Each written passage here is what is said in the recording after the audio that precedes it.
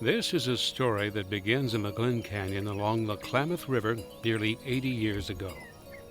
The Southern Oregon Historical Society is able to bring this tale back to life through a unique partnership with Pacific Power. Pacific Power operates the hydroelectric projects on the Klamath River that were built by the California-Oregon Power Company.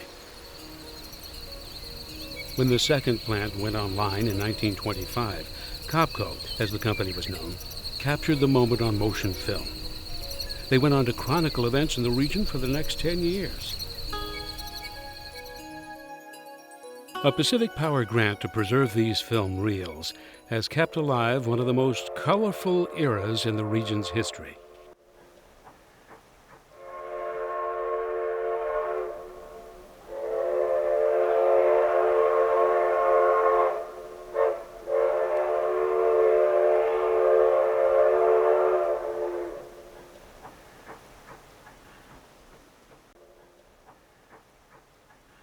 Riding the rails of the Thrall Railroad, the first pictures from the COPCO 16mm film camera captured a mile mark in hydroelectric power development in the West.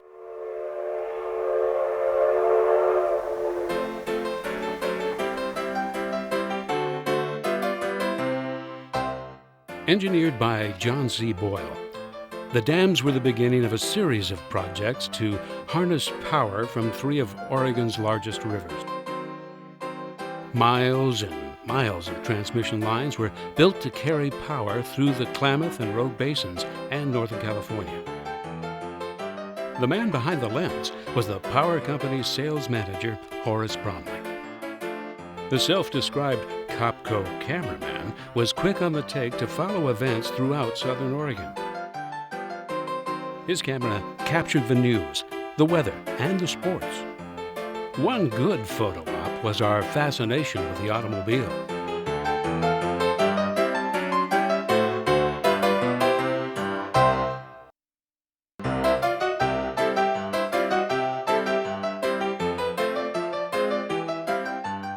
In the 1920s, the automobile was affordable. Its popularity opened up tourism and many other opportunities in Southern Oregon, including law enforcement.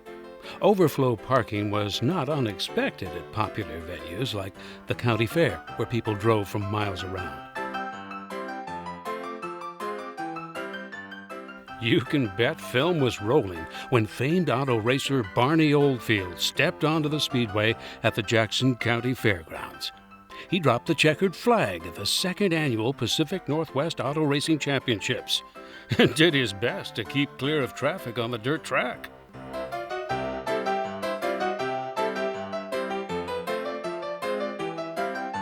A popular motor touring destination in the region was Crater Lake National Park, where record-high snowdrifts became more of a challenge than a barrier to winter travel. The first car to enter the snowbound park each winter could count on front-page publicity. It was a miracle to make the trip. That Horace Bromley. He may not have been in the first aeroplane to fly over Crater Lake, but Bromley might have been the first to shoot aerial footage. Always in the right place at the right time. He knew the sky was no limit for motion pictures.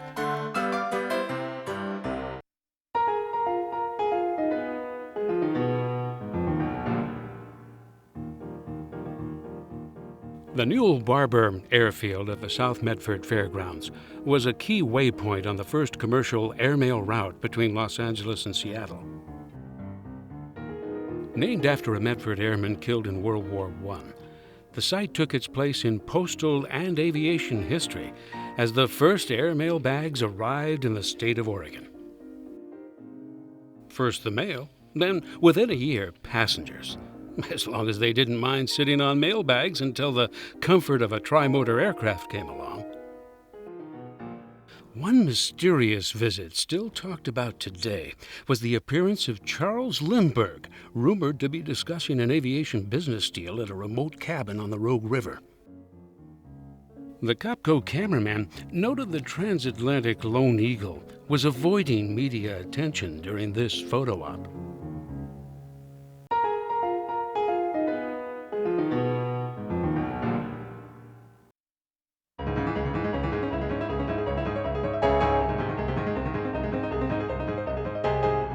The California-Oregon Power Company got good PR mileage from Horace Bromley's 16mm camera.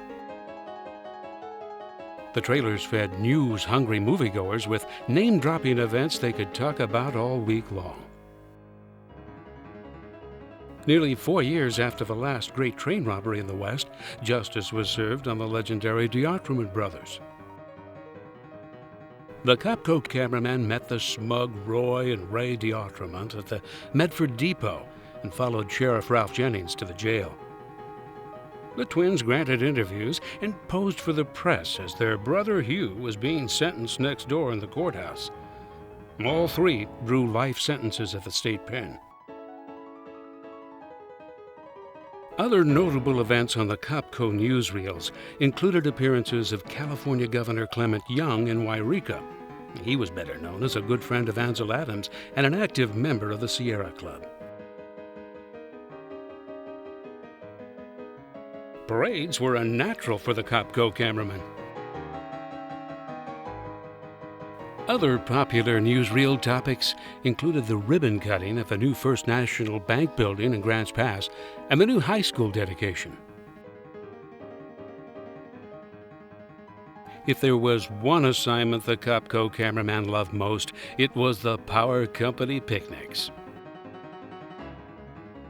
On this outing, hydro engineer John C. Boyle took on challengers in a Pony Express-style horse race.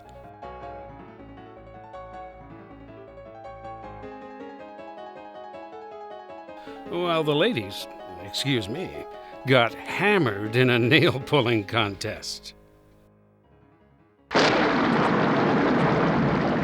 If there's one bit of news that gets everyone's attention, it's the weather. Heavy rainfall in late February of 1927 paralyzed railroads and car travel in the Rogue Valley. Nearly every stream was out of its bank. This storm took a heavy toll along the Little Applegate River in Jackson Hot Springs.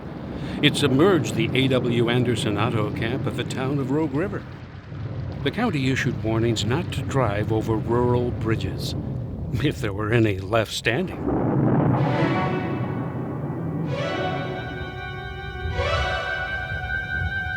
The COPCO weather cam became a fixture of winter's more miserable moments. The scenic highway to Crater Lake would choke on deep snowdrifts each season. At Union Creek, inventor Paul Wright did his best to help out, demonstrating a new snowplowing machine. The National Park at Crater Lake became one of the best snow gauges for the Cascades.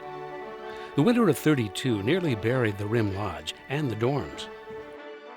But leave it to Bromley to get the money shots, to give the newsreel a cheerful tone and leave everyone feeling good about the snow, no matter how deep it gets.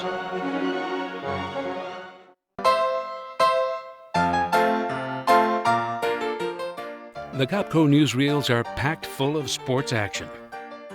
The footage of weekend high school football games in Medford, Grants Pass, Klamath Falls, and Ashland cries out for color commentary.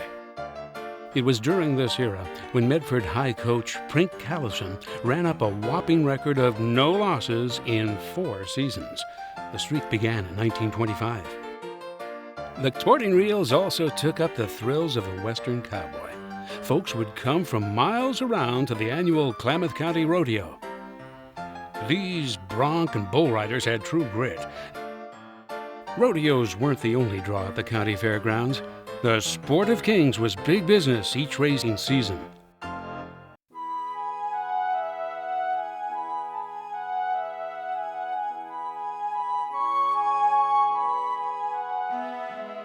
There are numerous other news, weather, and sporting events captured on film from this colorful era. The celluloid images stored in film cans over the years will be kept alive through a unique public-private partnership. In the first project of its kind, the Southern Oregon Historical Society and Pacific Power are working together to clean and transfer the COPCO films onto videotape and DVD. The Southern Oregon Historical Society and Pacific Power formed the partnership to preserve this priceless footage of a bygone era. The collection, which includes many more images than seen in this program, is accessible to the public of the Southern Oregon Historical Society's Research Library in Medford. This public-private partnership helps advance the mission of the Southern Oregon Historical Society to collect and preserve the heritage of Southern Oregon and educate its residents about the importance of history in our lives.